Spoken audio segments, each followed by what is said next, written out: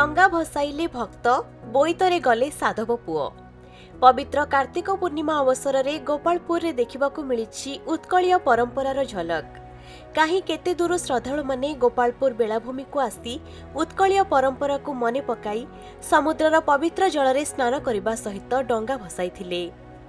तेबे विश्वास रहिछि एहा द्वारा पितृलोक माने संतुष्ट हेबा सह भगवान संतुष्ट होई आशीर्वाद प्रदान करंती। तेबे एने बेलाभूमि परिवेश हजार हजार भक्त और श्रद्धालुंक गहन रे एक प्रकार भक्तिमय होई जाइथिला।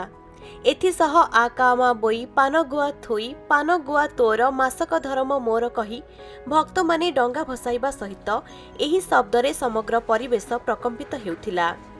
एही पवित्र दिन को आहुरी आकर्षणीय करबा पई जिला प्रशासन तरफरु आरंभ होईछि बोईत बंदाण महोत्सव पल्लीश्री और खाद्य मेला 2025 जहाँ आगामी 3 दिन धरी चलिबा सह विभिन्न सांस्कृतिक कार्यक्रम मान अनुष्ठित हेबो। तेबे आज एठारे अनुष्ठित होइथिबा बोईत बंदाण महोत्सव पई सारा गोपालपुर चलचंचल होई उठिथिला। बेलाभूमि कूଳରେ सकाळर सूर्योदयर दृश्य जेतिकी मनलोभा थिला, बोईतरे साधव पुओ मानकर यात्रा सेतिकी आकर्षणीय थिला।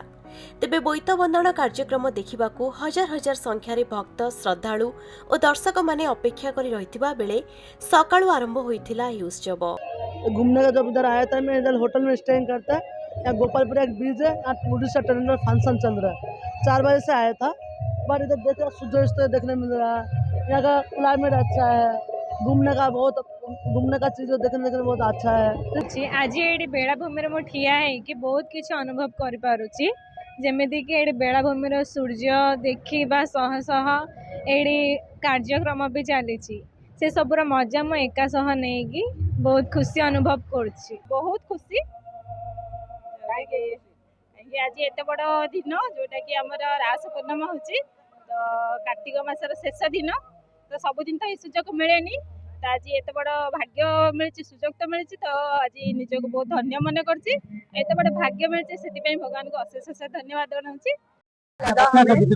और हमने पहली बार देखा है ये बोट की पूजा जो करते हैं और हम लोग आते हैं। बहुत ही बढ़िया अरेंजमेंट था सबका, थैंक यू सो मच। विधि अनुसार समस्त पूजार्चना समाप्त हेबा परे गोटे डंगारे साधव पुओ भूमिका रे गंजाम जिलापाल भी Keerthivasan, Brahmapur SP doctor Shravan Vivek M, army AD college commander, उपजिलापाल और अन्यान्य उच्च पदस्थ अधिकारी वृंद थिबा बेले आउ एक डंगारे साधव बोहू माने जीवा दृश्य बेस आकर्षणीय थिला। तेबे किछि समय पई एमाने बोईतरे जाइथिले जाभा सुमात्रा वाणिज्य व्यवसाय उद्देश्य नेई एवं सेठारु फेरी आसिबार दृश्य बेस मनोरम होइथिबा बेले मंच उपरे प्रदर्शित तपोई नाटक रे निखुण भावरे अभिनय करिथिबा गोपालपुर कॉलेजर छात्र छात्री मानकर नृत्य परिवेषण उपस्थित समस्त दर्शकों को बेस मनोरंजन खोराक जोगाई देथिला। पवित्र कार्तिक पूर्णिमा अवसर में गोपालपुर बोईत बंधन उत्सव आयोजन करा बहुल मूल्य लोक मैंने आसिक सामिल होती। आज सकाल भोर आसिक समस्त बोईत बंधन में सामिल होती। पारंपरिक भाव में गोटे बोईत रेडी करूँ जो तापोई जो कार्यक्रम होता आमर साधव पुओ मैंने बोईतरे जाइकी जो परंपरा अच्छी बोईतरे जा वाणिज्य ऐतिह्य अच्छी लोक पाखक पहुंचाइबा उद्देश्य कार्यक्रम करा जिला प्रशासन तरफ जो बैठ बंधन कार्यक्रम कराई भल भाव आज स्टार्ट होगा। स्टार्ट भल भाव आज सकाल कार्यक्रम सारी हबार अच्छी।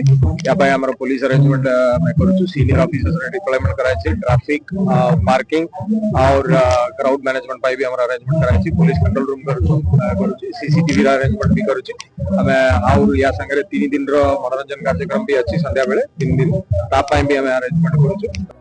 ब्रह्मपुर संजय कुमार विश्वाल रिपोर्ट, खबर ओडिशा।